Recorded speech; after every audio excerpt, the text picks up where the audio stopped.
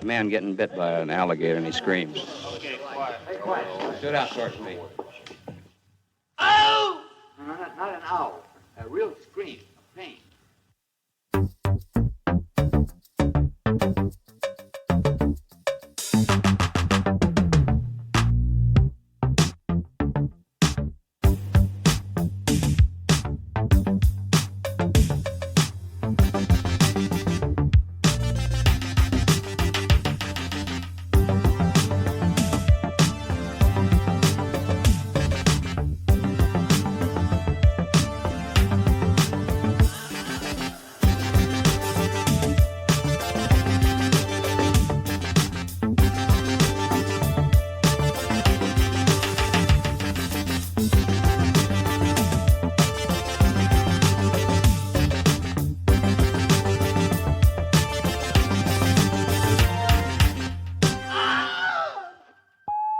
Welcome back, Screamers, to another episode where we discover that all our friends are made out of porcelain. It's a special episode. We're talking about the new Spanish film, The Fantastic Golem Affairs, by the filmmakers Fernando Martínez and Juan González, better known as Burnin Percebes. Also, we have an interview with the filmmakers that will air after this discussion, so stick around for that. In less than 24 hours. Can we ask them Well, questions you're not that are supposed to intelligent? tell them that. Oh. You're not supposed to tell the listeners that because through the magic of editing, it can just pop up like right after. Forget everything that I said. It'll just be whenever it comes out. I mean, I typically forget what you say. So, Yes. Jason, anything that we need to touch upon before we dive into this film? You know, I thought we could. I mean, like we had talked off mic about, you know, the more of the conundrums of movie going and studios and movie theaters these days. I understand why, you know, AMC, which is the prevalent and predominant theater here in the Dallas-Fort Worth area. You're right. I mean, like Cinemarks are scattered. Cinemarks is probably number two. There's a my dog's about to start working. There's a Regal scattered here and there, but Marcy mostly barks all the mostly time. AMC. And so, you know, I'm disappointed that it's hard to see higher and lower. Yeah. For one of our best filmmakers in American history, one of our most cherished actors teaming up yet again, and we can't, you know, they're just not showing it because of the 2-week window. I get, you know, and it seems like, you know, I would say Spike's films deserve to be seen on a large screen if you can see them on a large screen. You know, he's a cinematic filmmaker. He's a visual. I mean, you know, he's a visual artist. I know that goes without kind of saying, but it's, I don't know. It just sucks that like we're in this weird spot. Like, and I understand, but I don't know. I mean, the stance of like what AMC is doing, because it's only a 2-week window. I'm not sure if they're what we're winning here. I mean, I'm not sure, you know, by not showing it, what's actually. I mean, I don't think Apple actually gives a fuck. I don't think they care. No. And I'm a little disappointed that, I mean, like they couldn't have figured something out that would have worked out a little bit better. I mean, like it's kind of it's weird. It's just and the stuff that is getting pushed is again all kind of bizarre. There were weekends that like really seemingly nothing came out. I don't know. It's a really bizarre kind of time for. But anyway, I don't know. I mean, I feel like for Spike Lee, it seems like a weird place, and I feel like I know that's where the money is at. But again, we kind of go back to these filmmakers. Like, you know, one would imagine that the new Fincher film is not going to play in theaters, just like his last one didn't play in theaters. Scorsese shouldn't. It doesn't seem like he gives a shit if his stuff plays in theaters, really. Right. Certainly doesn't care if it gets a physical media release. And again, I know that's not necessarily like, I know that's kind of banging on a dead drum for some people, although, you know, it comes back in fits and spurts and people all kind of champion it. But ultimately, for the most part, no one really gives a shit. I mean, like, is it really like all that important that, and I mean, I'm sure Killers will probably get a Criterion release at some point. You know, that's kind of probably a foregone conclusion, which again, that can be one that I don't have in the collection. That'll be fine. And I'm not saying that like that's right necessarily next to The Irishman. right. And you know, I am glad that House Party is getting a Criterion release before Killers of the Flower Moon. That's fun. Fuck yeah. And well deserved too. I think that's I think that's a really I like that direction that Criterion is doing. I think obviously it's an answer to the popularity of things like Vinegar Syndrome and the other kind of boutique labels that are out there, Severin, etc., that are doing these. And Arrow, which I still can't understand Arrow's release strategy, and like the things that they pick up, like doing a 4K release of the Lost in Space film. Like I just don't like. I don't that movie understand. can just stay lost, really. I mean, like no one liked it in the first place. So I don't know why. Like I don't know why we're wasting time. Aside from I'm sure it's low hanging fruit, but like what kind of. Like, what are you doing with the restoration? Why do you give a shit about, like, what would your special features be? Like, what would be interesting about that film when they weren't really that interested in putting together a good film in the first place?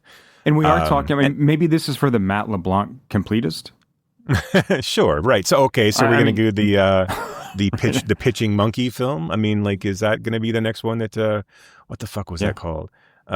There's no way I'm going to be able to pull that. I can see the box art, but I can't. There's no way I'm going to pull that name. And yeah, I mean, like, we talked about this before about with Vinegar specifically about like putting out Jade and Congo and like Drop Zone on their the cinematography label. Which is just it's weird. It's and again, I mean, if they continue to sell, who cares? Like there's a bunch. I mean, like again, it's just like what's the Umbrella doing the American Pie box set and doing a special release.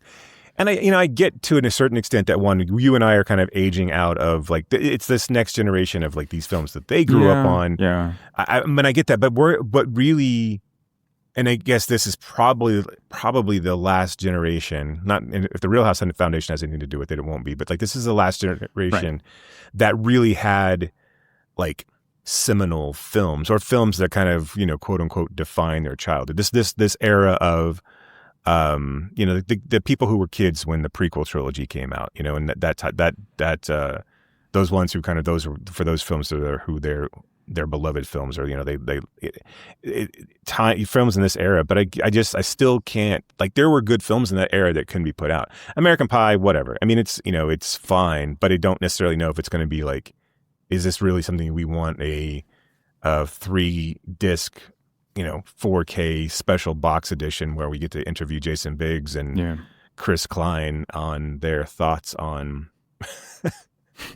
fucking pastries, right? I mean, like, is that what we're working towards?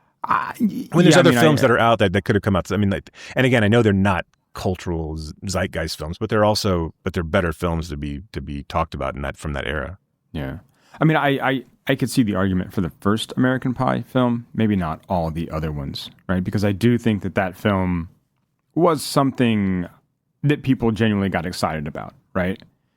But the other ones, I think you could kind of leave those behind.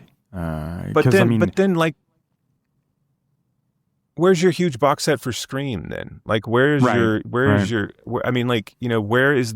boutique label that puts together all 6? I mean, again, I know they're still making them, right? So there's people holding off on this, but why isn't there, a gigantic, retrospective release of Scream that just deep dives in? And again, it's probably the labels are more likely to hang on to those titles. I mean, what we're seeing here are titles that the labels just don't give a shit about. If Vinegar Syndrome didn't pluck Jade out of obscurity, no one else would have.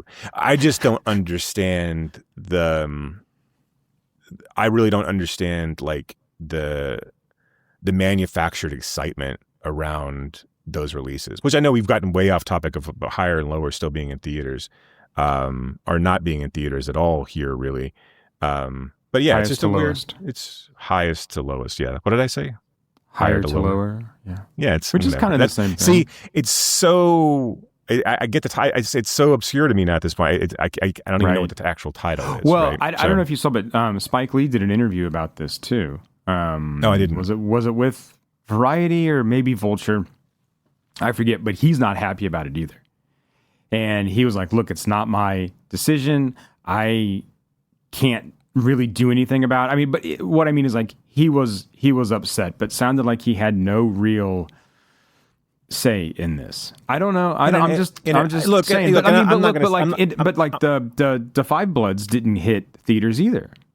Sure. Right. Yeah. And neither did the. There were a couple. I mean, I know that not all of them have. Right. But it feels like if in an era where Coogler can determine, and take back ownership of a film before it comes out, it feels, and again, this is not necessarily, I'm not trying to equate black filmmakers. This is not what I'm saying. I mean, like, but these auteurs that's just coincidental. These auteurs that are kind of trying to dictate, they're trying to dictate the terms again and trying to it seems like, even if it was made out of Apple Studios, it seems like you could have made a push for this being, in a huge nationwide release, because again, this will be completely lost to, to award season. No one's gonna consider this. I mean, like if it gets pushed at all, and it's just a weird, it's just bizarre that we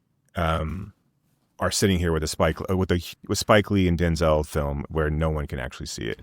Yeah, I think the comparison. And I understand what you're doing and what you're not trying to do with Coogler and Spike Lee. But I do think something that's interesting is that, I mean, Spike Lee has always been considered a kind of troublemaker, right? As far as like Hollywood goes. And I'm not saying he is, right? But I do think that he makes a different kind of, let's say, quote unquote, black film than Coogler does.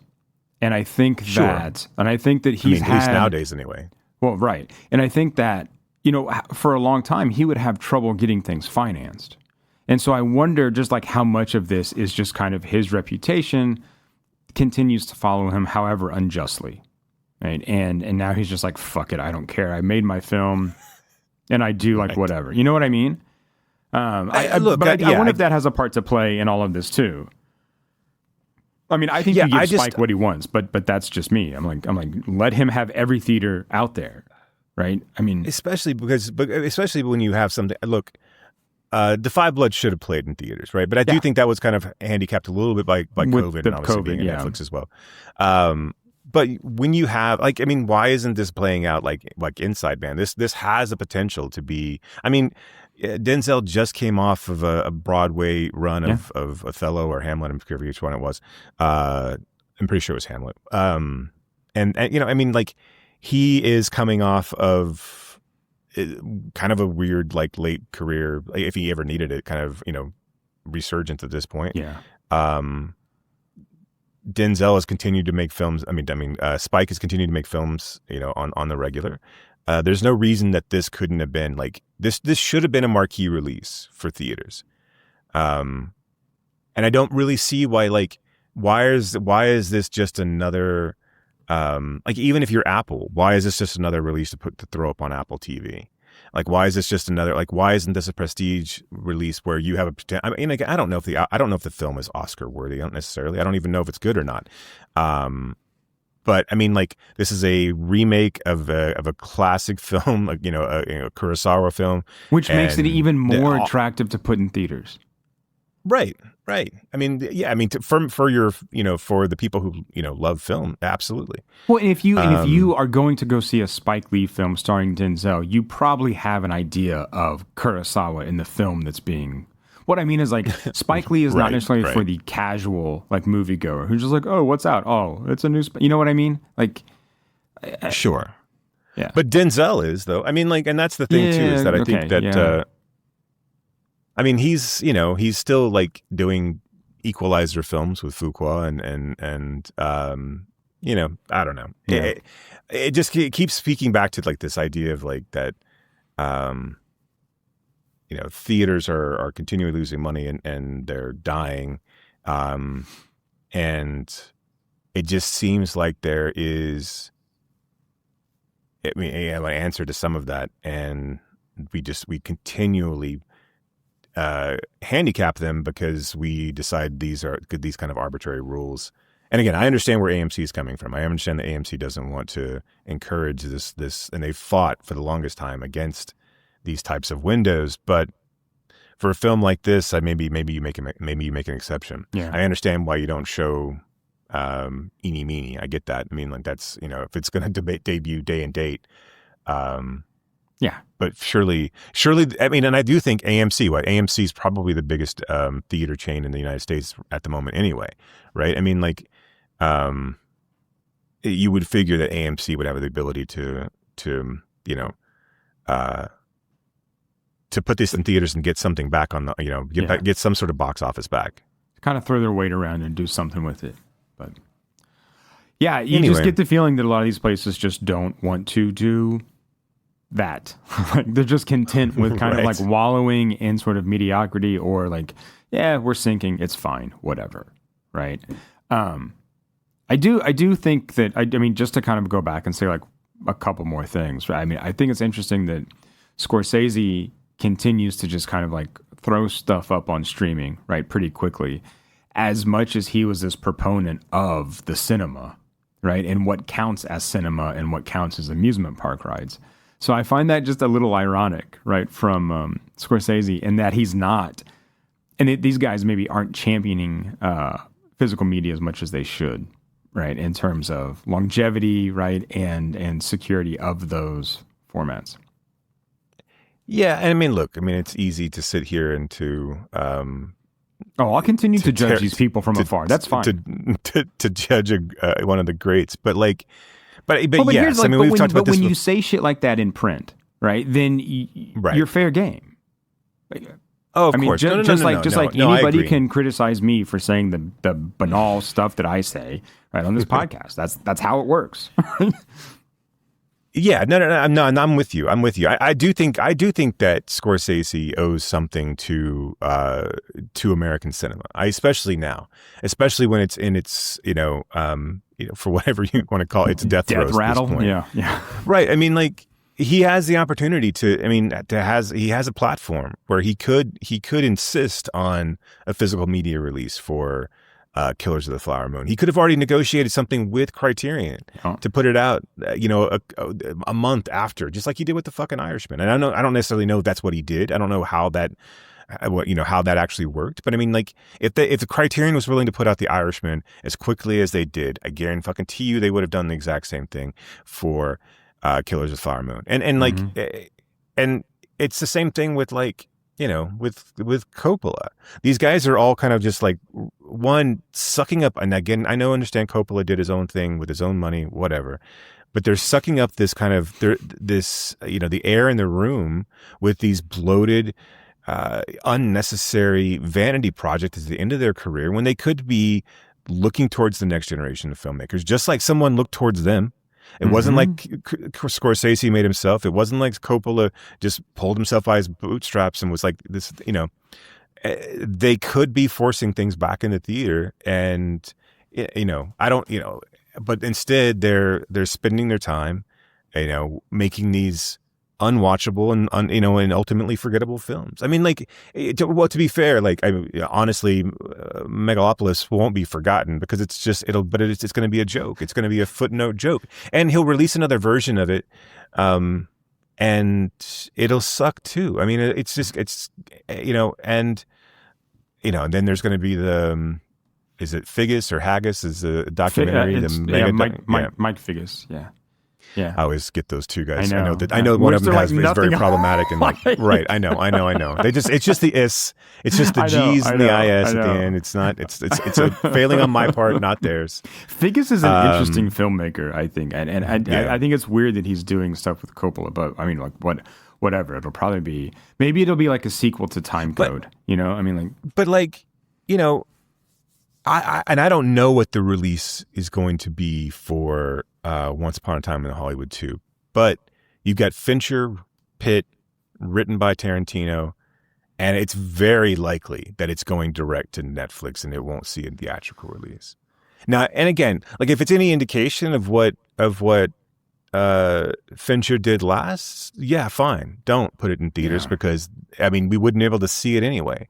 But I mean, like the only filmmakers that seem to really care about the theatrical experience are Nolan and Coogler, and for whatever it's worth, Cameron. But I mean, Cameron's so far up his own ass. Like, it's just like... At this point, that's, I mean, like...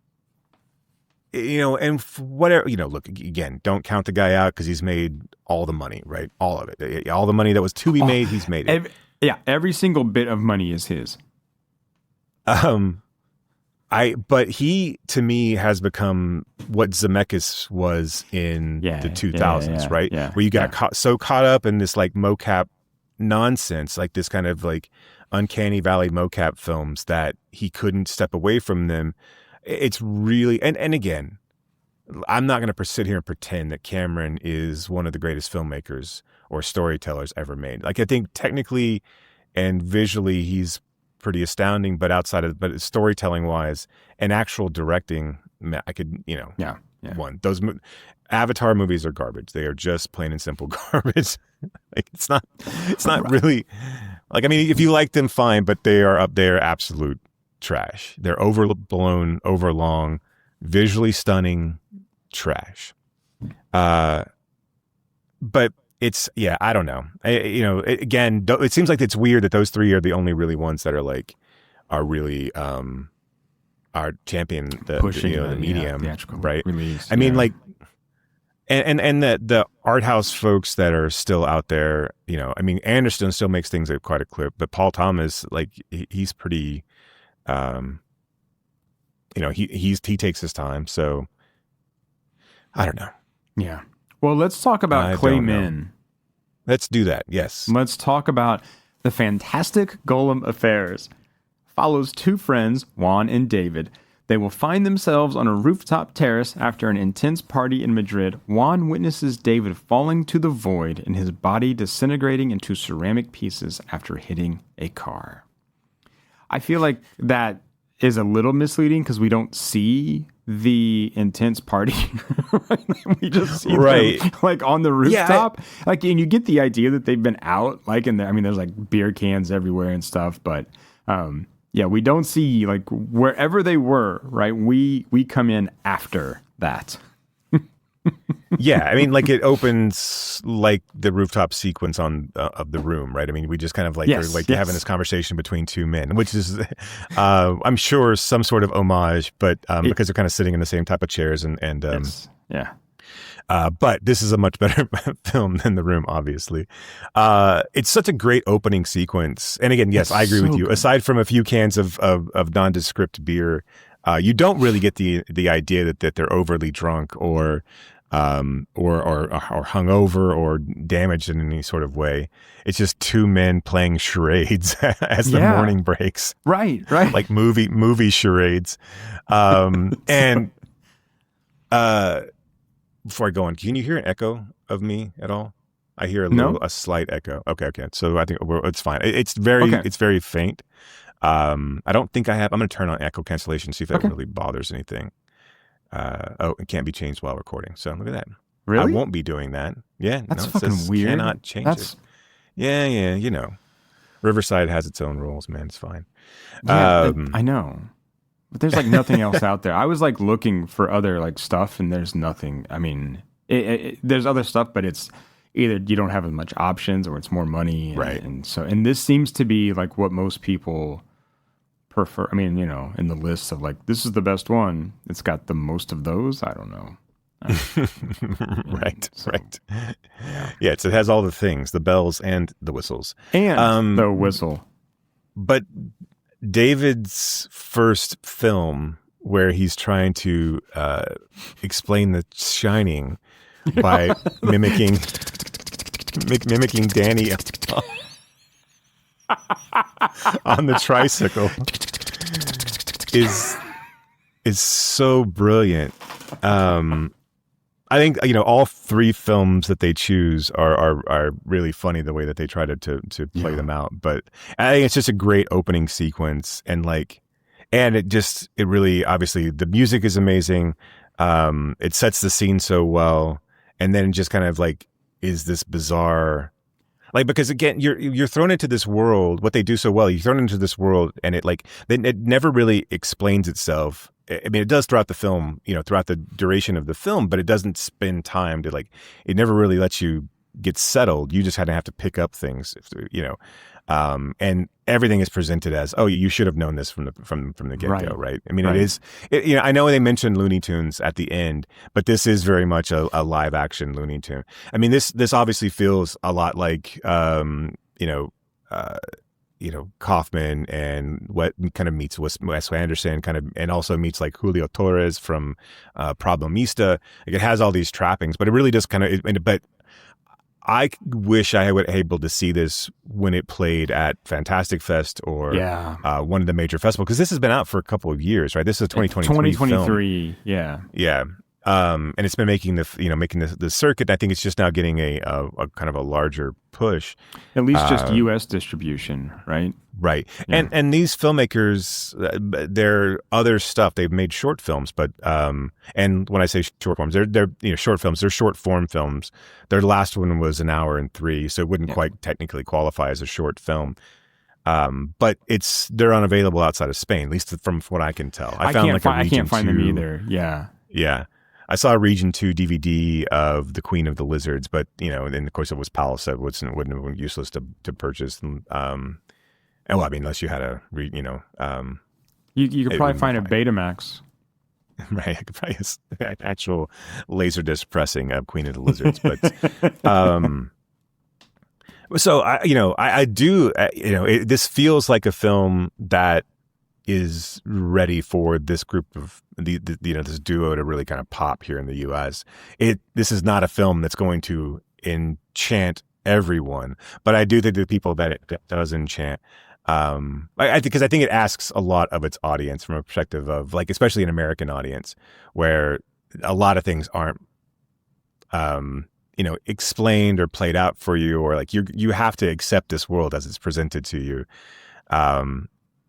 And I think that may be challenging for some. But something I like about this opening is exactly what you're saying about how you have to accept, some of the facts of this world. But we get this extended fall scene, right, of David, where we're just watching this clay figure fall from the roof or fall from the building top, and it just kind of keeps going. And so you're watching this clay figure fall, and it's like them saying, okay, this is what you have to deal with here. You have to deal with this person that you just saw turning into this kind of clay figure. Okay, get used to it, right? Get comfortable, because it's going to kind of continue to get weird.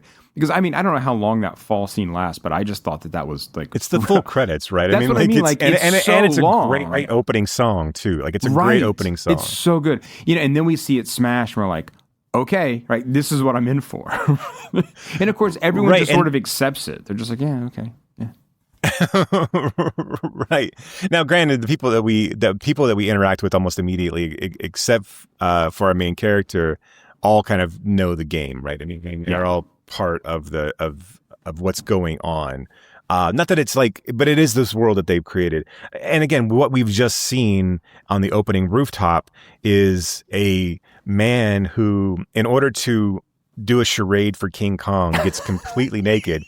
His friend at first thinks he's doing the full Monty. He's like mimicking the full Monty, and then he like jumps up and down like an ape on the edge of this building. And this is a very penis forward film, and this is very male genitalia forward movie, and he's squatting down, beating his chest, and then he falls off. What's the main character's name? Juan. Juan, yes, Juan. Okay. As Juan guesses King Kong, and then we cut to opening credits, and then he smashes into a million pieces. And Juan, Juan immediately is like, doesn't really know what's happened, but it doesn't shake him too terribly much. This is his best friend, and his best friend is just broken into a bunch of pieces. And then we cut to a funeral scene that basically is like, David was a good friend of, he did all what he needed to do. And like Juan looks in the bag, and it's just a broken ceramic. There's like three bags full of shattered pieces of David. And like, that's That's it. And then they give him the bill, and he's like, I don't want this, and just leaves the bill there for the right. Yeah, so they give him the bill for the funeral. The guy whose car he smashed tries to charge him for the damages for the car. So like there's all these things that we start to meet all these other characters because David, the ceramic who's smashed, all of his earthly possessions are now in Juan's name, and like all these people start coming. They were all like, they knew David. They all want a piece of the pie, or they want Juan to pay for the damages that David has done by falling off the roof. And it's hard to know, like, again, especially as we like will interview them, what to spoil and what we won't. I mean, obviously in this case, we'll have to spoil something just to talk about this film. So you haven't seen it. And I think by the time that you get to see it, you'll forget, or I don't think you'll be overly concerned about. No, because it's not. I mean, like that. It's not really. It's not a film. Twist. It's not right. So I mean, something else about. Oh, sorry. Go ahead. No, go ahead. No, that's fine. Go ahead. I was going to say something else with this film, or another element in this film, is that Juan's father owns a company called RIP that David worked at or was kind of in charge of, right? But the job there is to assign people deaths based on the algorithm. Right. And the algorithm gets stuck. And so everyone's dying by the same method, which is they get smashed by a piano falling from the sky. Which is a great reoccurring bit, and it made me laugh every single time it happened. And like and out every loud time when it I'm happens, watching it. blood sprays on Juan, and he ends up with a like blood-soaked shirt, like wherever he goes. So it is a fantastic recurring bit. It is so good, and again, so much of this is all played straight. Like nobody is freaking out. After David dies, and David was running this. It's funny because David is a golem, so he is a guardian angel that's fabricated by this company. What's it called? Golem Internationals or something. I forget exactly what it's called, but I mean it's something like that. Yeah. And so rich people can buy them, have them created to be friends with or be guardian angels of people they feel like they need that. And of course, Juan was kind of a lackluster child who was aimless, and David was there to kind of like help guide him. And the reason that this is a problem, that it's like caused all this kind of issue, is that a golem had never died early before. So like no one ever really had seen this happen.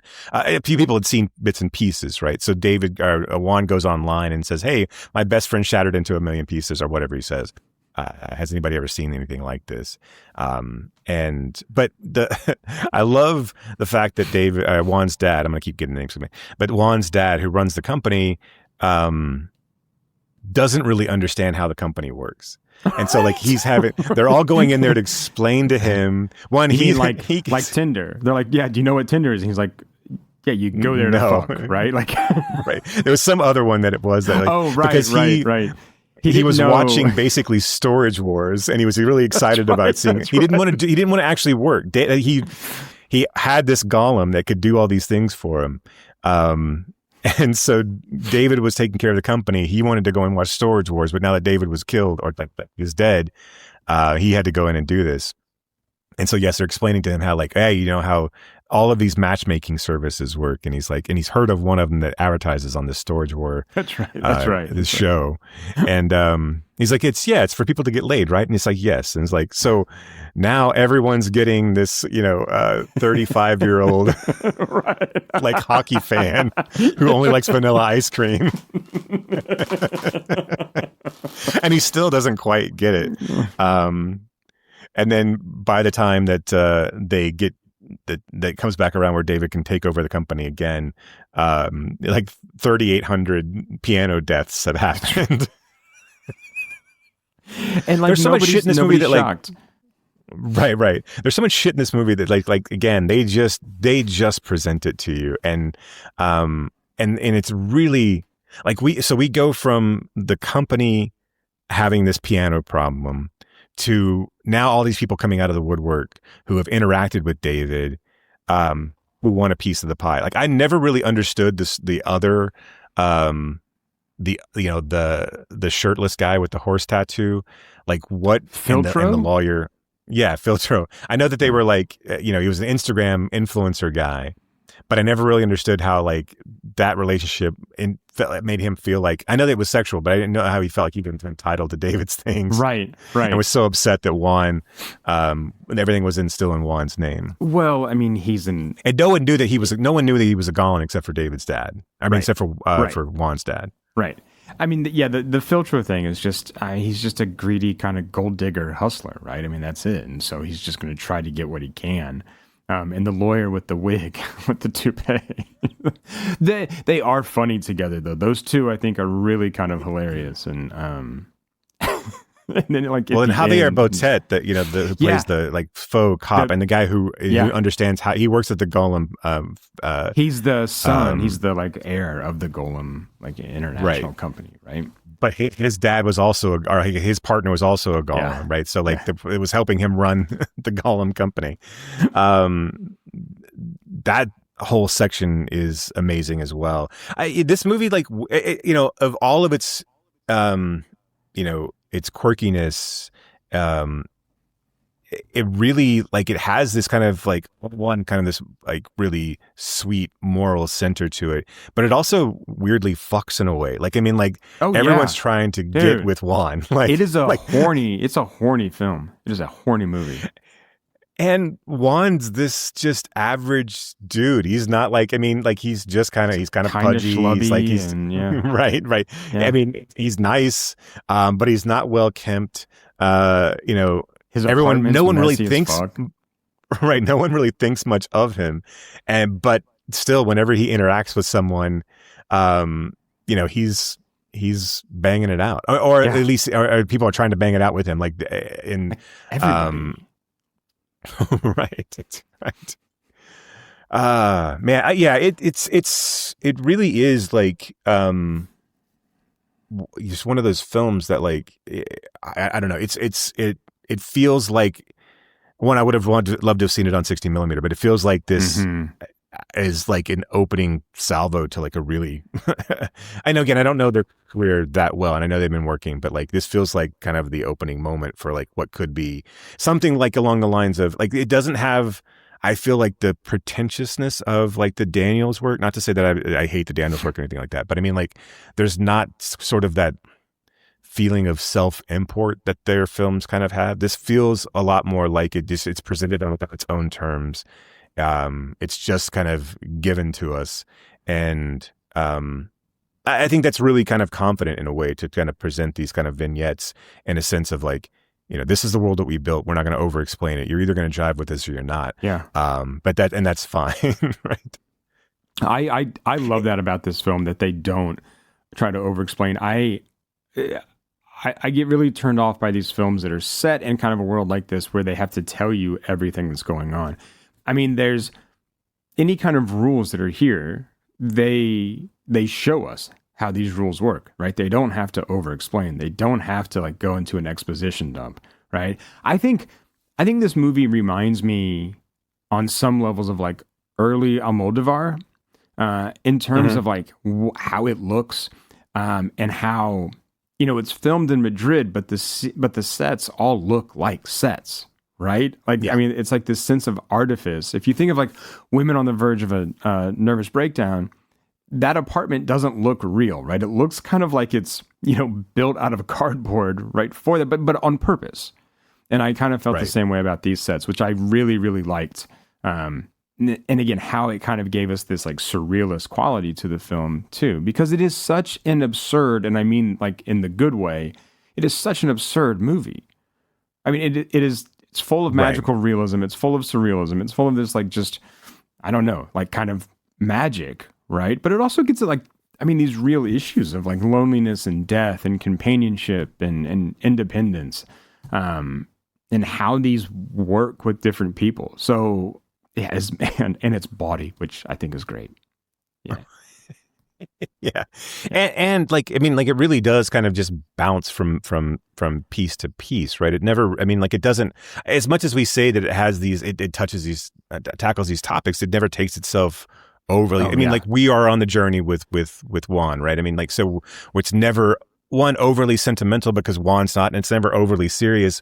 And it's really like, as much as like, you know, David was this friend of his, you know, once he's gone and once he kind of realizes what he was, it's really just more of like, you know, it's kind of, it's really just more of like Juan trying to figure out what his next steps are going to be in his life, and then trying to figure out exactly again who's going to be there and who's not.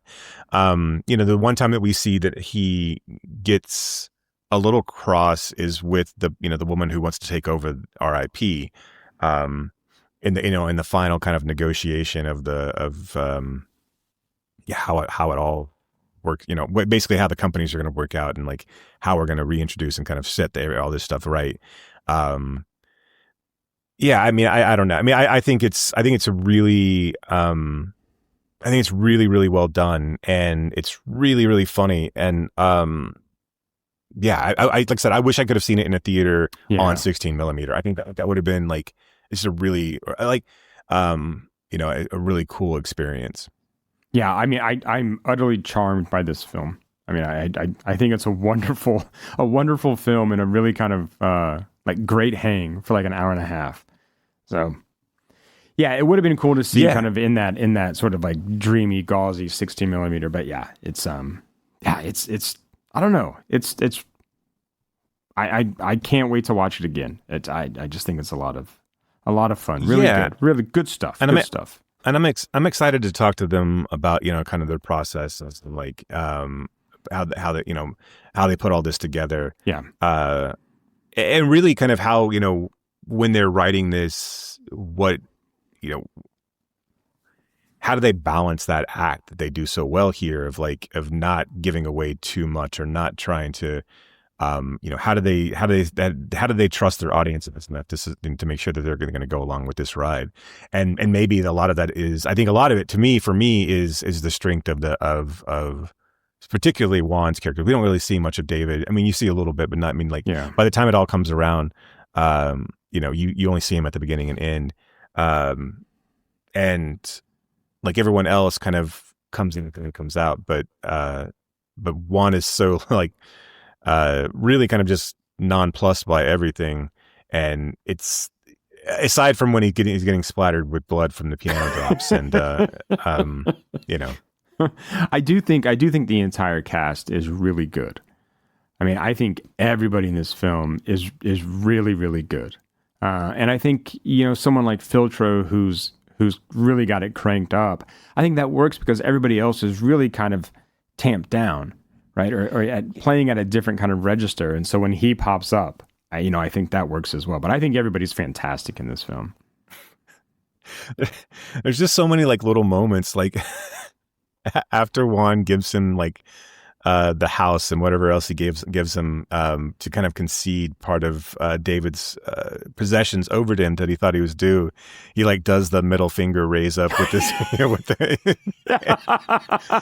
and the lawyer just like, hey, be respectful. Yeah, right. He was like, oh yes, sorry, it's just residual. Like, but yeah, I mean, like, there's so many moments like where this film could have easily gone off the rails or done too much, and it never really does. Like that, like you said, that character Filtro could have been this like, you know, I'm thinking of like some sort of Machine Gun Kelly type in a film where it's just like overblown and like he's playing, you know, he's screaming his lines and there's a little bit of that, but I mean like, and especially in the opening sequence where you get almost like Alfred Molina in Boogie Nights type, like, you know, where there's just like weird shit going on. Like, I mean, like in the background, like you don't really know, like, you know, what's going on back in the back room. And again, this is like 20 minutes into the film. So you really are like, you're still trying to find your bearings. Like Juan just shows up to this place and you're guessing because David's passed and he's kind of going around to people who've called him up to say, hey, basically who wants something from him. So,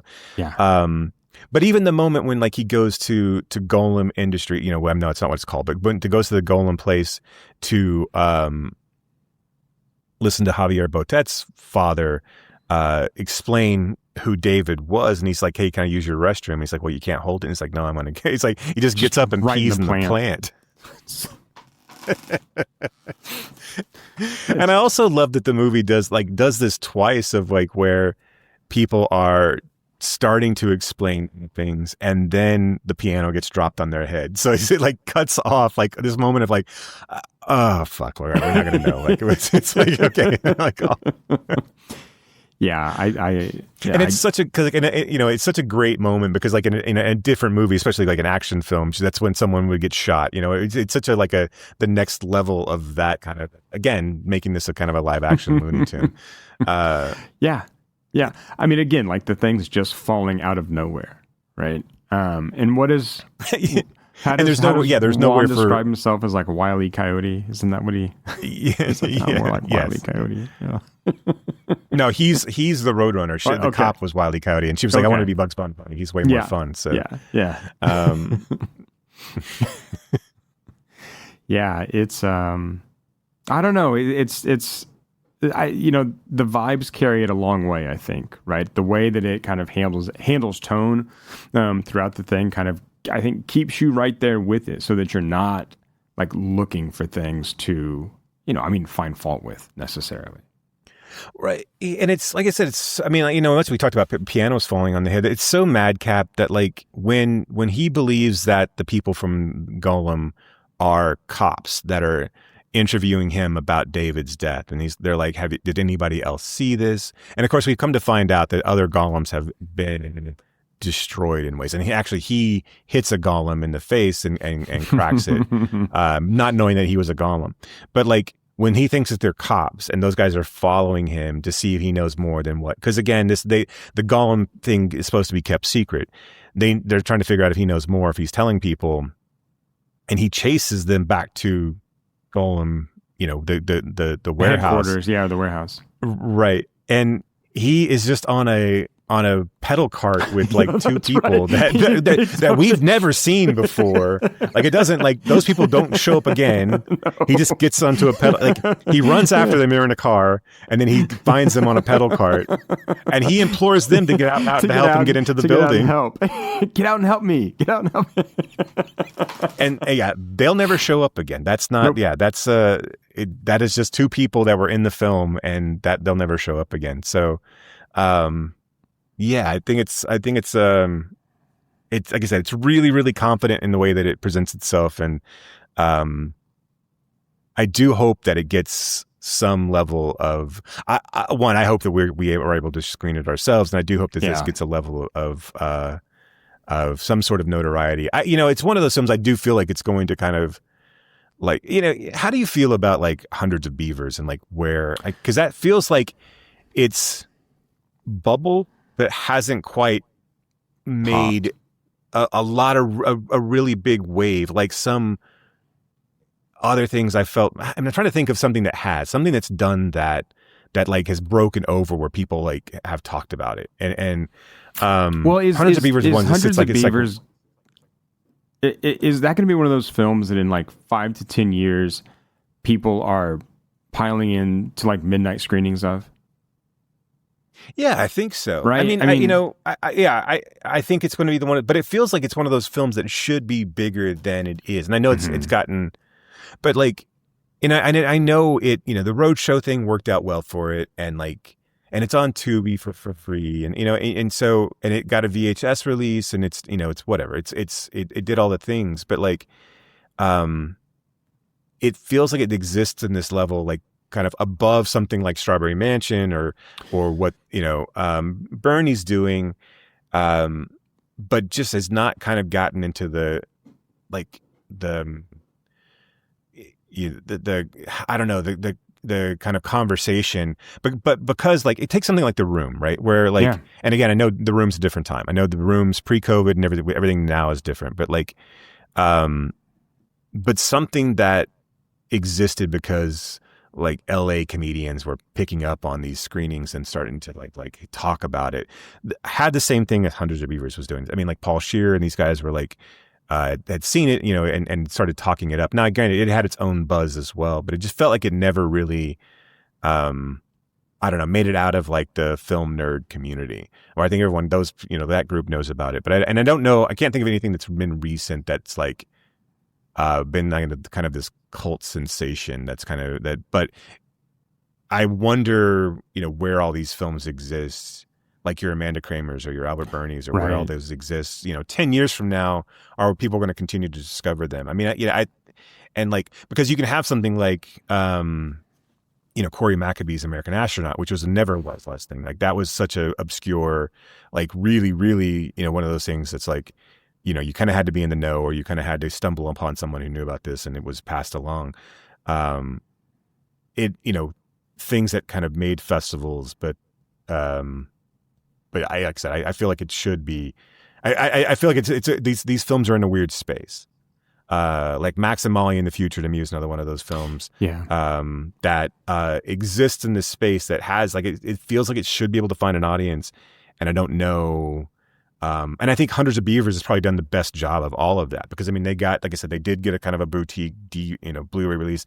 They did a Vinegar Syndrome, slipcase, and all sold out and everything.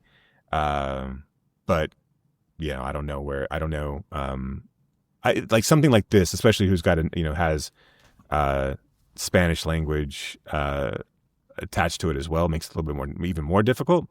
But I do feel like, subtitles in this country. Yeah, and I think, I wonder if these guys ever do make an English language film, or if that's ever an interest to them, or to do something. And I wonder if there's money that comes into them after Golem, if Golem gets enough attention, that someone would have come to them and say, hey, we want you to make, an English language film, or, remake Golem as an English language film, or it's like Vanilla Sky pays them. Yeah. I mean, and again, I think we probably ask the same question of all the things that we see at these festivals, like that don't, I mean, like really East of Wall, can you think of anything else that's broken out bigger than that, really? I mean, I'm sure there has been, I'm just not picking it up, but like the things that we've seen at, maybe the Vortilac, but I mean, that's another one. I think that Vortilac is, had a little bit of notoriety, but wasn't really. No, but I think it's got a home on Shudder, and I think that's right. True. I mean that's probably where it's gained most traction. What was or like the ugly stepsister, ugly stepsister. And I think from a perspective of this being not a horror film, but it still could fit into that Shudder, offering. Right. That I think this could do well if it was pushed. On one of those channels. I think if this plays at the right theaters, right? I mean, at the smaller, more independent, theaters, that I think this could do really well there, at least in like word of mouth, or gaining sort of press and traction, right? I mean, I don't think it's going to make a ton of money. No, just by the nature of it. But I mean, I think it'll gain a good reputation and good following, right? I mean, from those kind of places, right? So. Yeah, and if nothing else, maybe it'll get their initial releases available someplace. Right. So apparently, a Percebes is a gooseneck barnacle. If you Google it, it's really ugly and pretty phallic as well. So it's kind of, I like this idea of like Burnin Percebes, and then you look at what a Percebes is, and you're like, what the fuck? Nice. The artwork in this film, another thing that was just amazing. Do you know who the artist is who did the painting behind Juan in his apartment of the camel in the car? It was like a cartoon paneled art, and I could not find anything online about it. But I kind of want to ask them who did that piece, because I love that style.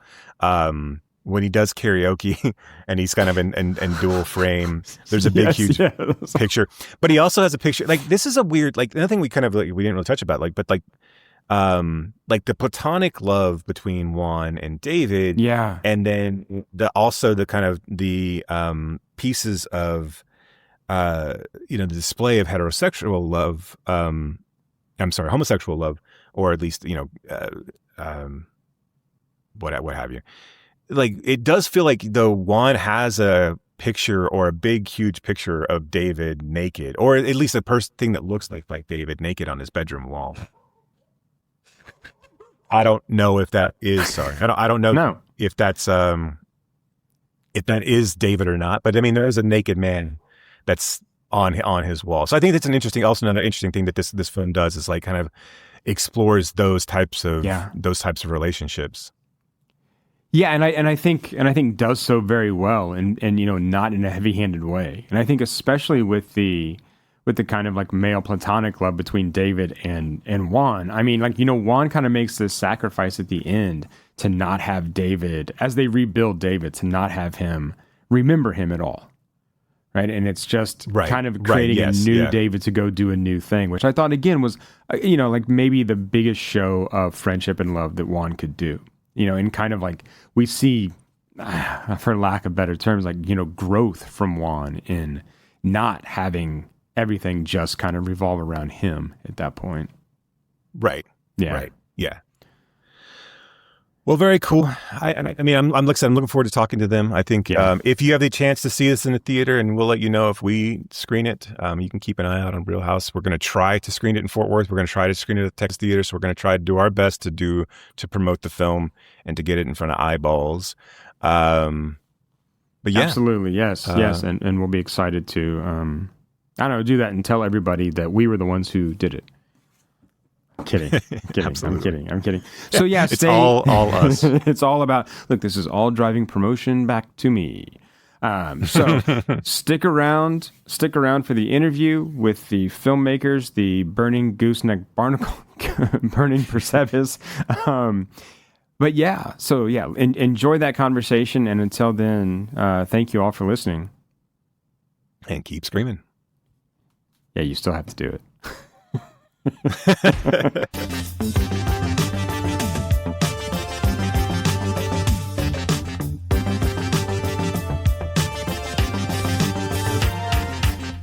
Juan and Fernando, thank you so much for joining us to talk about your film, The Fantastic Golem Affairs. And if you don't mind me saying so, your new haircuts look fantastic. Oh, thank you. Thank you. That's what I needed to see. Thank you. I just want to say that I was absolutely charmed by this film. It's funny, it's smart, it's horny, it's full of absurdism and surrealism, and it looks terrific. There's a lot of interesting flavors, I think, coming together, and I wonder if you wouldn't mind talking a little bit about your influences for this film in particular, but also just in general, because it seems like there's a lot of different things kind of working all at once. Well, there's like a lot of influences for us, because we've been working together since we went to school, and we also have the same tastes in some things and different tastes in other, and we're always like evolving and seeing new things, and sometimes it's difficult to know which are references or the direct ones, but we try to absorb things from everywhere, no? And I think in the film the most you can see is like kind of a mix between Almodovar, Wes Anderson, Coen Brothers, but other load of things more, and what we like is not to try not to seem or be similar to others. Try to be ourselves and make our universe, and we really enjoy a lot every time we approach a new film. Trying to think the way we want to do it and the way we want it to look, and although it's always like our sign or something's similar between our films, because it's the both of us making them. We try in every film to approach it in a totally different way. So this was the idea of, we want to make something like visually is really plastic or like, and we want everything to be like practical effects, and we want everything to be built and to contribute to create this world where you could be able to throw a piano in top of someone, and it's not as crazy as it would be in real life. That's a great recurring bit in the film as well. I really was just tickled every time that someone got smashed by a piano and Juan got sprayed with blood. It was really wonderful. I'm also curious about the use of the golem as an idea, as a vessel for different things for different people, but also as a vessel for metaphor. And so, like, how did you guys settle on that object? Right, to get at some bigger kind of, social ideas and concerns? Well, the thing is, when we first thought about the film, or maybe the primary idea that we had in mind, we didn't know that we wanted to be a golem, because we saw like this scene in the movie Top Secret, like the 80s, one with Val Kilmer, where this soldier punches in the face this German soldier, and then he falls from a tower, and then he smashes into little pieces of porcelain or china or something like that.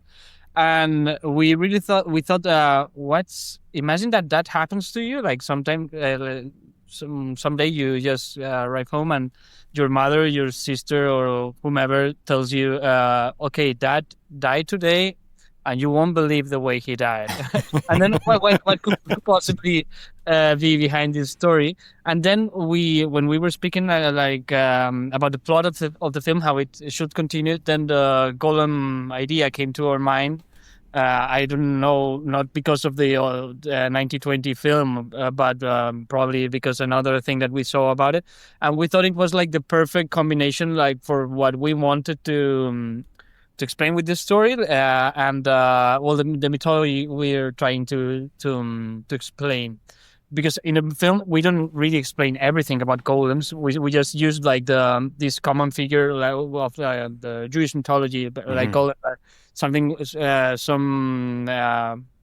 this clay thing where you put some message in his mouth and he has to complete the purpose that you give them.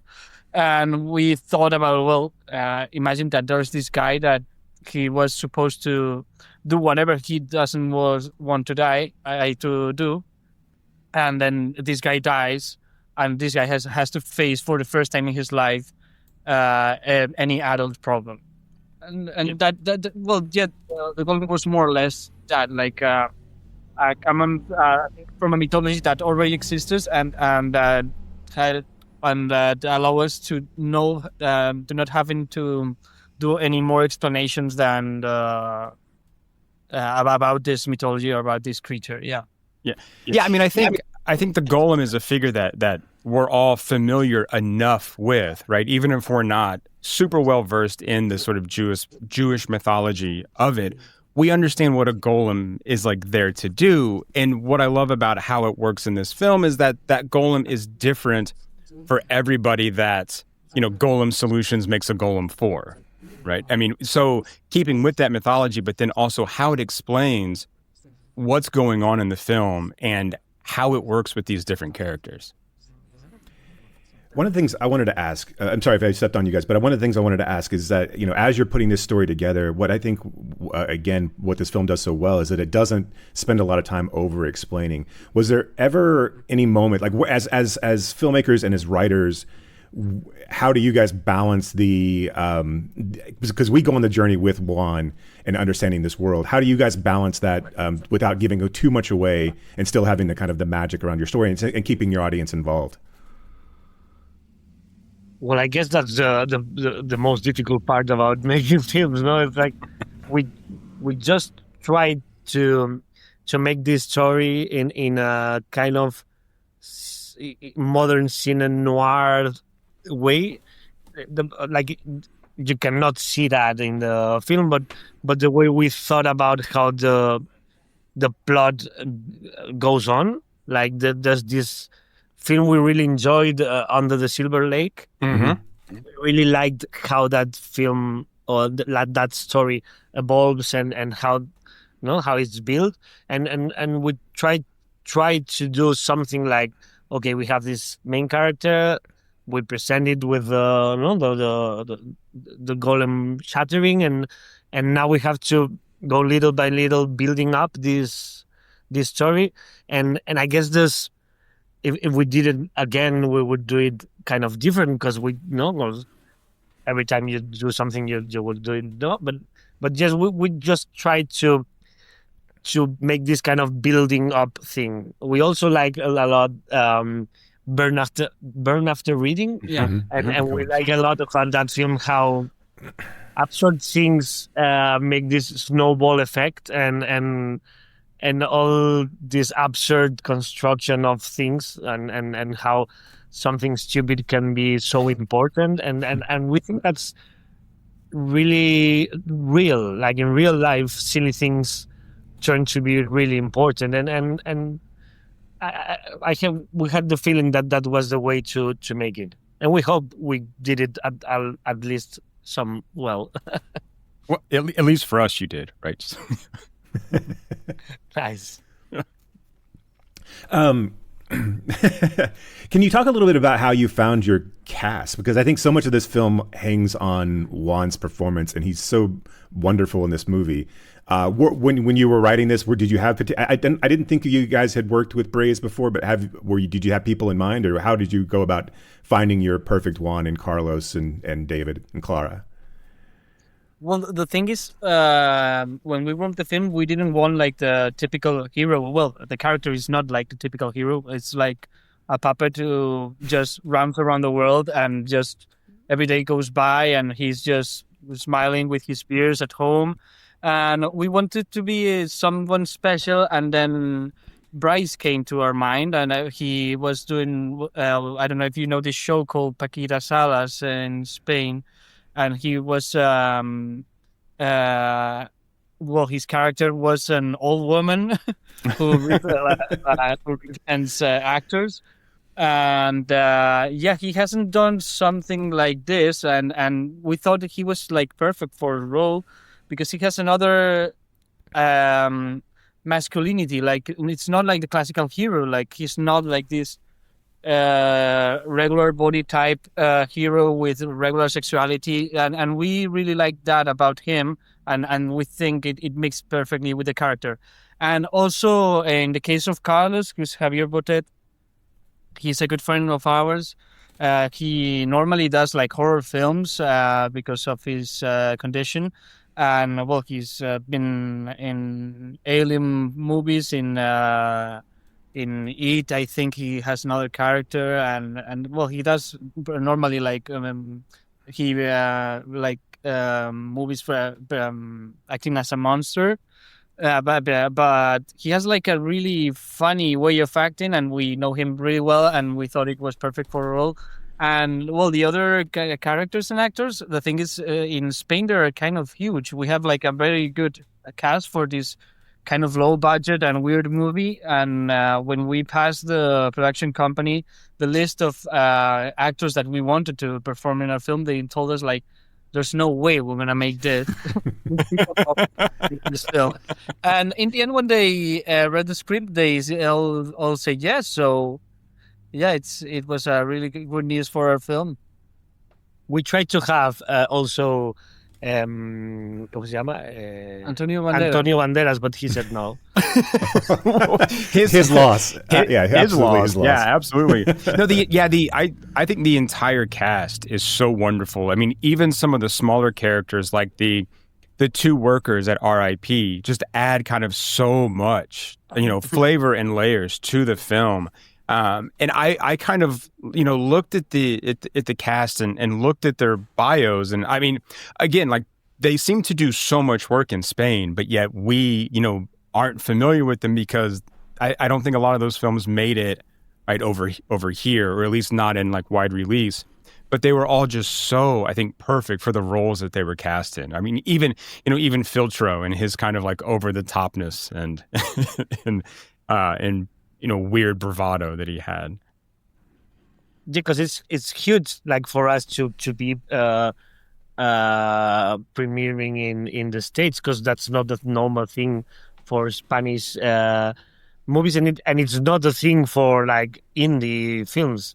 But I guess that happens everywhere. It's difficult for indie movies to go outside their own country. So it's really cool to being screening in the States, because we premiered here in Fantastic Fest. And it was like, I don't know, the first time that the film was being premiered at the other side of the ocean, and it was really cool to see how people react to the film, and you see, okay, so it's not a local thing, no, you can understand it outside, and it's really cool to be able to show it this way. Were there any things that were kind of that you were worried that wouldn't translate, or are there things that, like, when you watched it with an American audience that got laughs that were different, or things that maybe they missed out on that you had put in there that expected a laugh? That's interesting, because I think in every screening of the film, even if it's in Spain, people laugh in moments that you didn't expect when we were shooting the film, and all of the ones that maybe you find really funny, they don't laugh at all. And I think, there's some things that inevitable travel worse, and some jokes that maybe the Fuet joke. Yeah, the Fuet joke, for example. Yeah. If you know that kind of sausage is typical from Catalonia in Spain. And it has a particularity that it smells like semen, but it's really weird. It smells the same. It's all right. Not like everybody's like, okay, it's kind of the same smell. It's same, but well, the thing is, that's one of the jokes that we were worried about, but. No, for other part, we try to make a movie that it's like kind of universal, and that it's a story that everyone can relate to. It's like a history about friendship, about a friend who lost his best friend, about a kind of coming of age of someone who has just turned 30 and suddenly realized that he's an adult and he has to take care of his problems. And that was the part that, like, we were just quiet about. Like, we can go to. The movie will work in the States or wherever you can see it. But obviously there's things that we didn't know, that we don't know if it works universally, or some jokes or something like that. But we didn't really worried about that. Yeah, because at the end, the film doesn't fit in Spain too. I mean, right, sure. It's not made for a concrete a specific market. It just tried to be on its own, and I guess it won't fit canonically anywhere. all the better, right? It makes it even more unique in that sense. Right? That there is no genre to hold this film. Right? There's no one market for it, right? And it's cool because you can go to horror and fantastic fests. That's really cool being in that festivals, no?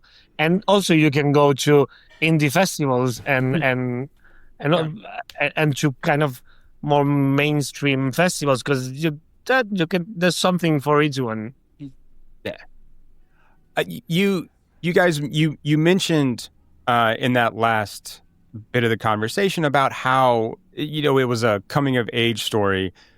But it's not one that really hits you over the head, right? I mean, we see Juan kind of at the end show a bit of growth by kind of letting David be reborn as his own kind of person or self at that point, where Juan now is like, I need to let him go and kind of carry on and move on. We don't see, I mean, we still, I think, kind of wonder about Juan, but I think that that's a really nice touch. And were you guys sort of conscious of not being too maybe on the nose with that growth and coming of age? Because the thing is, we were tired of seeing coming of age. It's like, at least 2 years ago, everything was coming of age.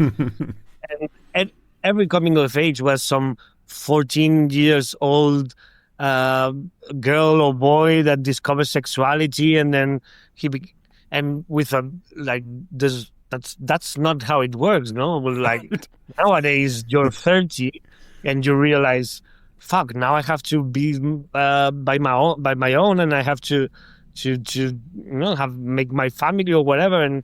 But you're not 14. You're like, there's not that link between discovering your sexuality and being an adult. So we try to make this story about what we think it's more realistic in a strange way, and as discovering at the age you normally discover, okay, now I'm by my own. Because when you're 25, maybe you are by your own, but if you live like we live in a small city and you have your parents near, but then there's one day you say, okay, now I cannot call my mom to ask for money anymore or whatever. No, it's just you and your decisions, and there's not like a moment when you say, okay, now I am an adult. And we try to reflect that too. It's like not that Juan discovers everything and it's like, okay, now I've grown. It's like, no, you never grow. You're fucked up your eyes. Right. And there's so much subtlety and the little moments of this film that I really think kind of like drive that message home, but also just make this so wonderful. But the moments of when like Juan is buying tampons or doesn't know how much a Plan B pill costs, and all these like these kind of like silly little moments that are so like, but they're in a movie that's so fantastic and fantastical that still kind of reach home to that kind of age group of like, oh, I have no idea how the actual world works, and here I'm going to buy teenage tampons, and maybe she can just use 2 at a time.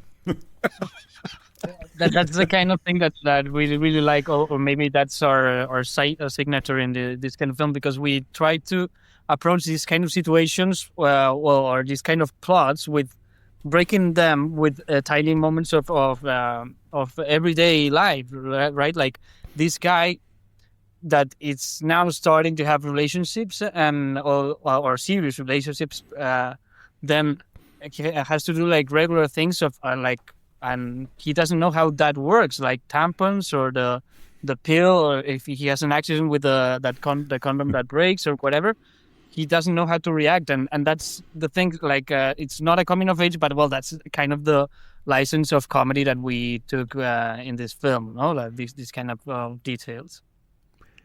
Yeah, and it takes Juan a while to even realize like that his entire life has been like this, and kind of like that David's been shielding him, right? That the entire time that like everyone kind of sees him as a different type of person. It's kind of almost like a screw up, and he never saw himself like that. I really love that idea of like him realizing what David was there for. And then of course, every time he really starts to get the information, a piano falls on someone's head, which is also really great as well. That I have a couple of just like silly questions, but like, is the game on the rooftop, the movie charades game, is that something that you guys have played in the past? Where did that originate? I don't think we played charades anytime. We're just trying to come up with some kind of scene where you can understand the ¿cómo se dice? El grado, the intensity, the intensity of their relationship, or how much close they are, no? How close friends they are, and we need like a conversation that could be funny, but it could show also like the way they knew each other and the kind of relationship they had, and I'm not sure where did that come from. Yeah, because I think in one version of the script they were just shooting each other with toy shotguns or something like that. And they were like remembering, like the night they had. Yeah. Because they're supposed to be finishing the party, like in an after party, the terrorists. Yeah. And in the first version, they were talking about what happened that night, but that had like so much importance that you can. Well, I think the charade scene is like nonsense. There's no importance in what they are saying. It's just for you to understand how they relate. Yeah. Yeah, that makes sense. Absolutely. Yeah. Sorry for my English sometimes. No, you're fine. No, we're Right. the Well, we're sorry the for ours, barbarians who basically, only right, speak yeah. like one language. Yeah, so it's. But I think this is interesting. I mean, choosing a game like charades to show these two how close they are and kind of where the night has led them. Right, it's led them to this, early morning, right, or the new day is breaking, and they're still kind of keeping the party going, just the two of them. Right. And it seems like a natural type thing. If you've ever had a close friend that you've been out with all night, the conversations turn into these weird kind of surreal like games. Right. And so, yeah, I think we talked a little bit yesterday about the kind of world that gets established. And I think this is something that like really firmly establishes the kind of world we're in too. Right. And the kind of people that we're with.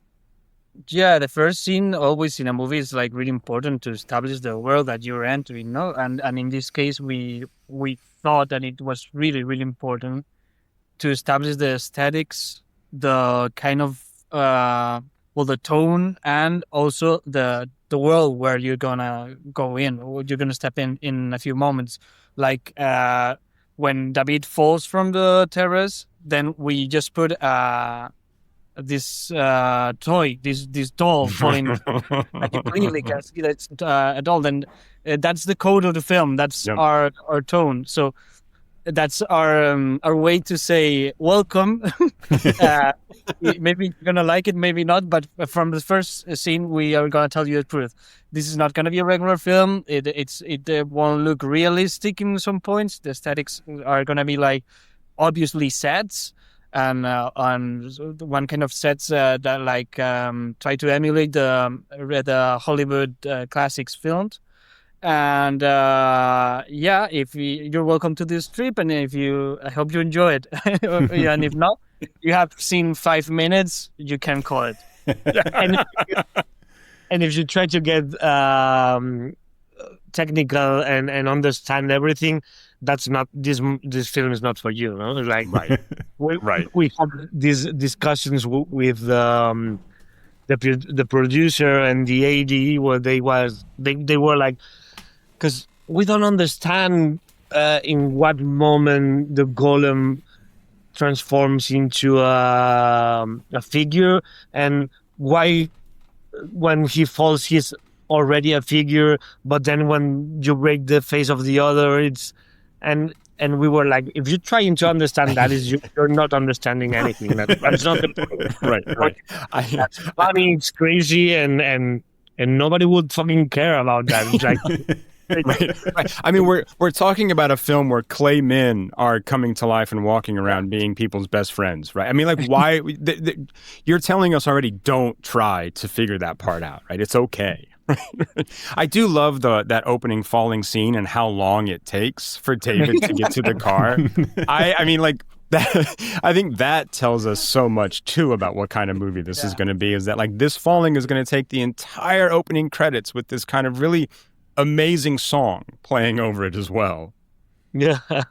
The music was something. Well, it's always something really important for us, and we worked in this film with Sergio Bertran. We also worked with him in the last one, and we always try to make the music to complement and fit the aesthetics of the film. And in this case, we wanted to because we were trying to do like this kind of old school Hollywood thing with the sets and the printings in the backgrounds and the practical effects. So we thought we need the music to be kind of Xavier Cugat in that he make with these big bands and he was really really into it and it was really fun. And the opening song, on top of that, it's the vocals are from a Spanish rapper we really like. He's called Bejo from the Canary Islands, and it was really fun. It was really fun to be able to have this orchestrated, but not in the classical way soundtrack. Speaking of, Brock had mentioned earlier about the film, about it being a horny film, and I know you guys kind of smirked at that comment. But it is so frank with its sexuality, and Juan kind of like, in the sense of Juan, how he bounces from thing to thing, and really with these kind of nonplussed, regardless of how things come across him. Was there any moment, like, I mean, as far as the sexuality of this film, where you, I guess, tell me a little bit about how you wanted to present this from Juan's perspective, and kind of what it meant to the story as a whole. I guess the thing for us was we always tried to make things as we would like to be. So for us, it was really important, like, not falling in the typical gender roles and how normally people relate. And so we made this character who can, he can like boys and girls, and he doesn't mind, and he's not like typically attractive, but in the film every girl is attracted to him in a strange way, but he's not like comfortable, comfortable with that. So like it's the opposite in the normal stories, and we try to build this world where sexuality and genders are mixed, and you don't have to talk about that or explain why that's happening. In the same way, we try to show different bodies and the characters, no, and they don't have the typical body shapes, and we can show Javier Botet naked without having to explain you why his body is like that. It doesn't matter, no. We try to build this world where all the things are kind of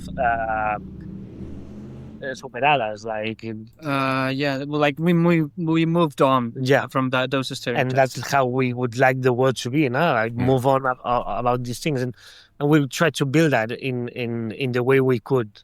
And also with all the queer world and how we relate to the queer world without being queer directors, and trying to feed all the things and to make like this kind of utopia, or I don't know how would you say that in English, or utopic world. Or...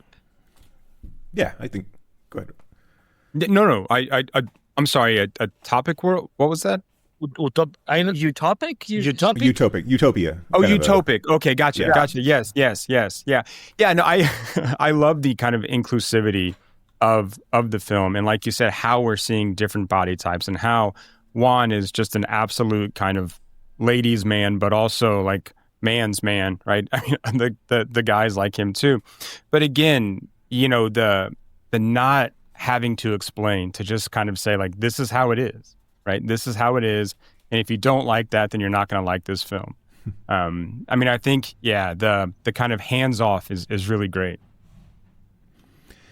Yeah. So for us, sorry. No, please go ahead.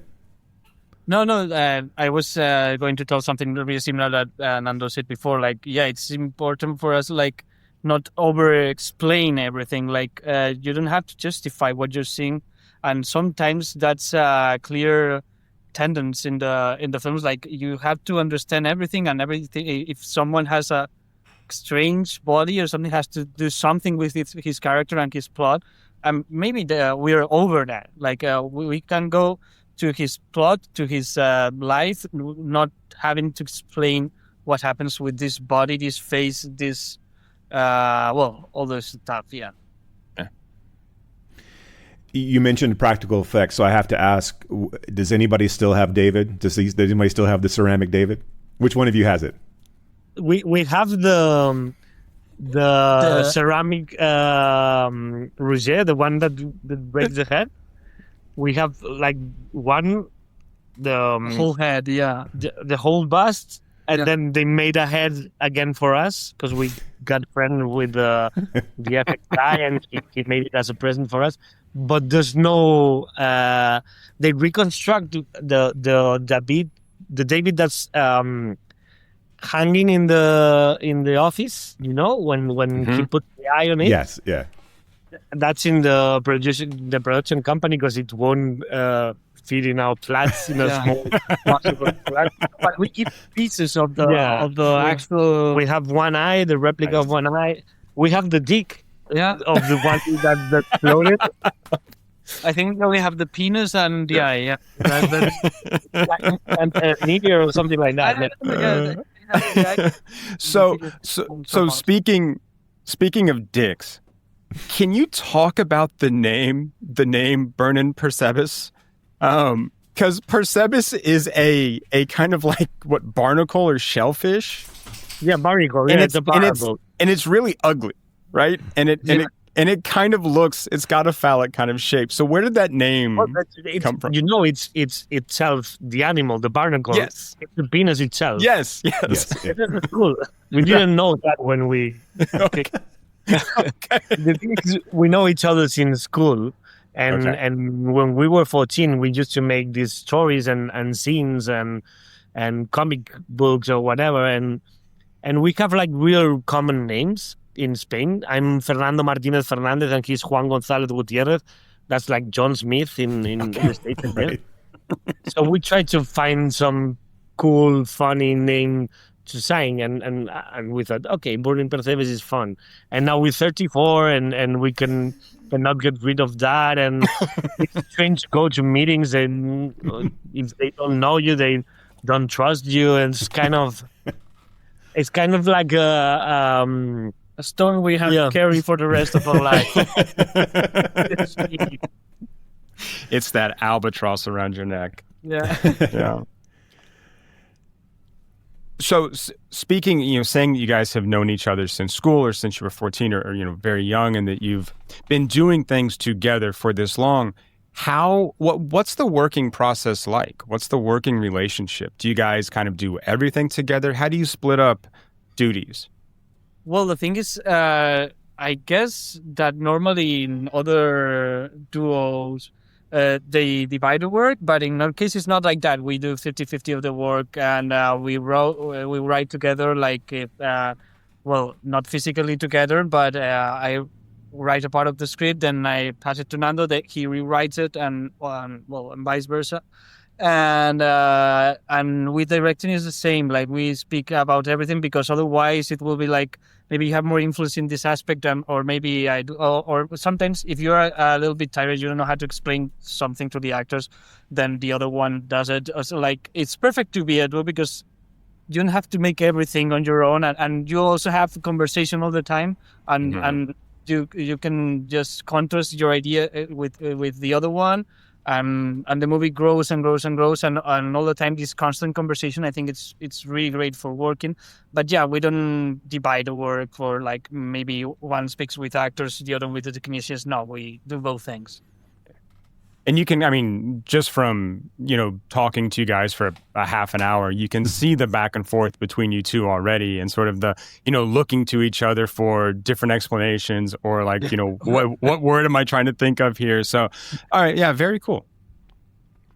Nice. So you guys wrapped this in 2023. Can you tell us a little bit more what's next for the film? I know you guys are having, you recently had a push for theaters here in the States. And we would love to help that along as well. So we're doing our part from a perspective of trying to get another screening here in our hometown. But what's next for the film? And then I guess what's next for you guys? I don't know what's next for the film, because 2 months ago we thought the film had ended 1 year ago. And they surprised us with this. Hey, some people in the States want to premiere your film, and we're like, oh, and we didn't expect the film to have this new life. So I hope it has like a lot of more lives and like forever. That would be cool. and for us, we're trying to make our next film, and it's really difficult, at least I guess everywhere, but it's really difficult in Spain to make films as in the way we do them, and not mainstream things, and trying to get the funding films, but also trying to get someone who is encouraged to try to fund them, because we're not producers ourselves, and then we're thinking about getting ourselves to be producers, but then it's really difficult because if you mix things, everything goes wrong. And but we were working like it's in our next film, and we hope it would be founded soon, and we can next year be filming it or But shooting it. the movie's now like starting his adventure in the States. I don't know exactly what kind of screenings are planned and in which cities.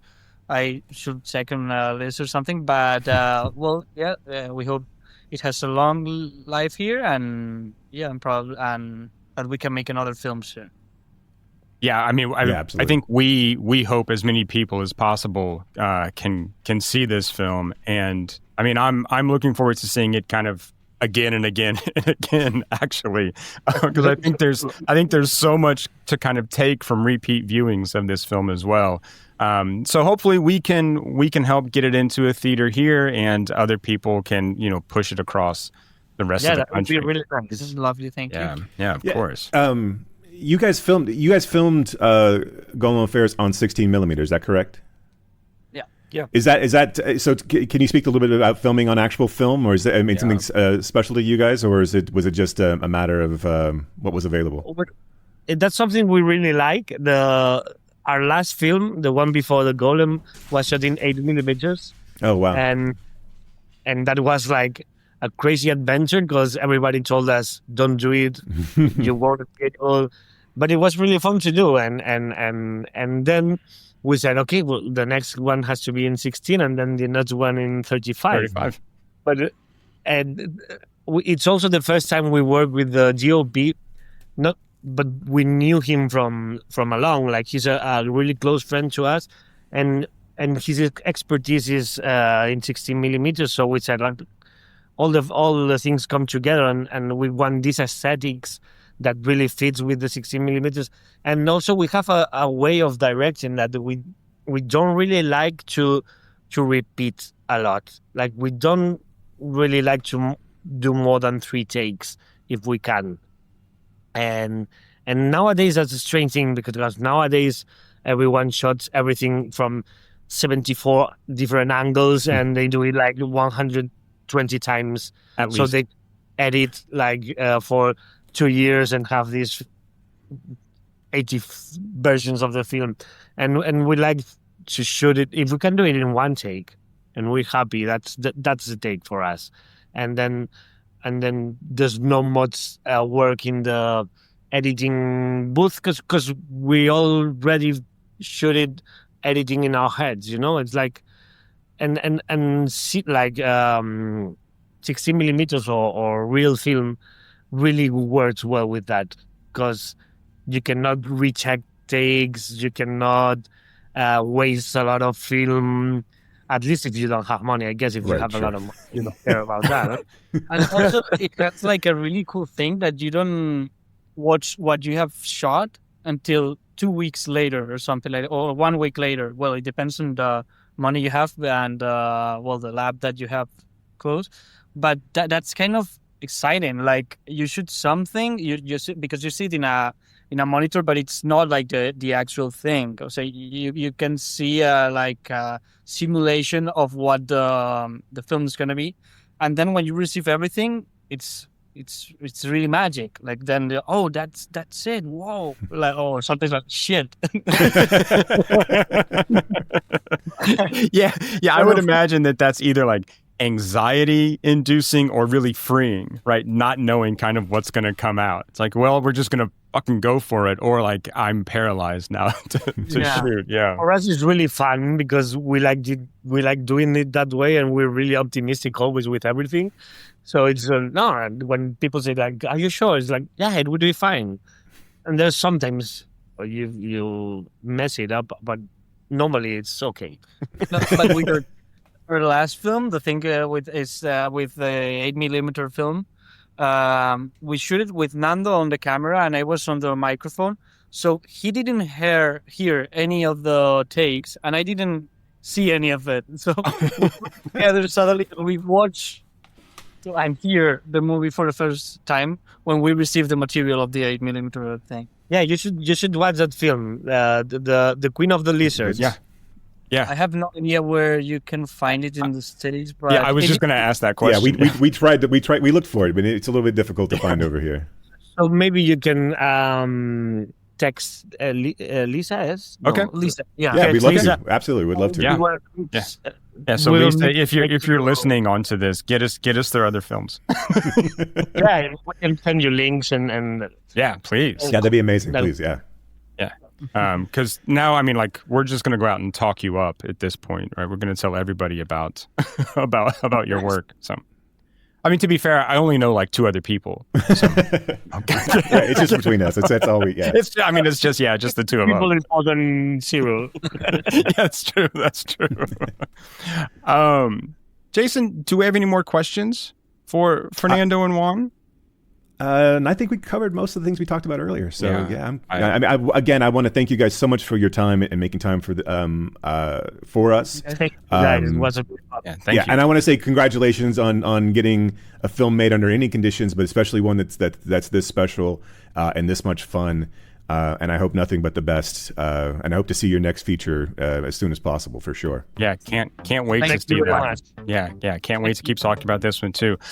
Gentlemen, thank you so much, and best of luck with the Fantastic Golem Affairs. And we will talk to you again soon. Thank you very much. Thank you so much.